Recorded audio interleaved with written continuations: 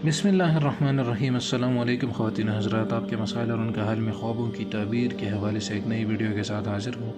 नाज़रीन, ख्वाब में पका हुआ गोश्त देखना के हवाले से हज़रत इब्न सीरीन रहमहुल्लाह फरमाते हैं कि पका हुआ गोश्त कबाब से बेहतर है, और अगर देखें कि बकरी के गोश्त के कबाब खाए हैं तो दलील है कि किसी बड़े आदमी से नफ़ा मिलेगा, और अगर देखें कि जंगली चौपाए के गोश्त के कबाब खाए हैं तो दलील है कि इसको खैर और नफ़ा बुज़ुर्गों से हासिल होगा।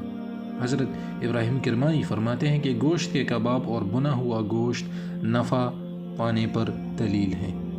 यानी अगर आप गोश्त के कबाब खाते हैं या भुना हुआ गोश्त देखते हैं ख्वाब में, तो ये आपके नफ़ा पर दलील है कि आपको कोई फ़ायदा पहुंचने वाला है। इसी तरह अगर आप गोश्त का टुकड़ा देखते हैं तो उस हवाले से हज़रत इब्न सीरीन रहमहुल्लाह फरमाते हैं कि अगर कोई शख्स ख्वाब में देखे कि बकरी के गोश्त का टुकड़ा खाता है तो दलील है कि जिस कदर इसने खाया है इसी कदर इसको नेमत मिलेगी, और अगर देखे कि गाय के गोश्त का टुकड़ा खाता है तो दलील है कि खाने के मुताबिक इसके लिए इस साल में नेमत की फराखी होगी। यानी गाय के गोश्त का टुकड़ा जितना उसने खाया है उसके मुताबिक इस साल में आपको नेमत मिलेगी, यानी फराखी आपको मिलेगी।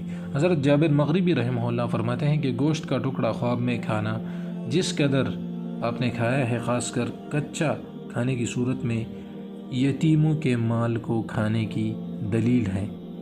यानी जितना आपने गोश्त का टुकड़ा खाया है, अगर आपने कच्चा गोश्त खाया है तो ये इसके मानी में हज़रत जाबिर मग़रिबी रहमहुल्लाह फरमाते हैं कि आप यतीमों का माल खाएंगे।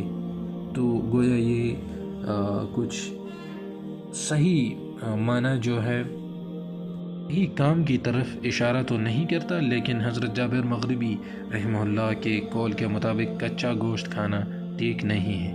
तो पक्का गोश्त और गोश्त के कबाब खाना इसमें फ़ायदा है बकौले हज़रत इब्न सीरीन रहमहुल्लाह के।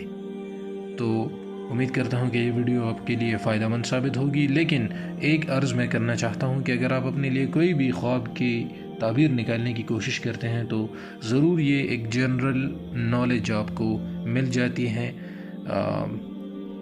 लेकिन इसको किसी सही आलिम से ज़रूर डिस्कस करें, क्योंकि हर इंसान की लोकेशन और उसके आमाल और उसका किरदार मुख्तलिफ होता है। तो उस मुनासिबत से आपको फिर उलमा गाइड करेंगे, और मतलब तकरीबन इसी तरह के ही मानी होंगे, लेकिन उसमें तब्दीली हो सकती है क्योंकि उलमा ज़ाहिर है उनको ज़्यादा पता होगा। तो उम्मीद करता हूँ कि ये वीडियो आपको पसंद आई होगी। चैनल को लाजमी सब्सक्राइब करें, इन वीडियोस को शेयर करें ताकि सब तक ये नॉलेज पहुँचे, और मुझे अपनी दुआओं में ज़रूर याद रखें। इजाज़त चाहता हूँ। अल्लाह हाफ़िज़।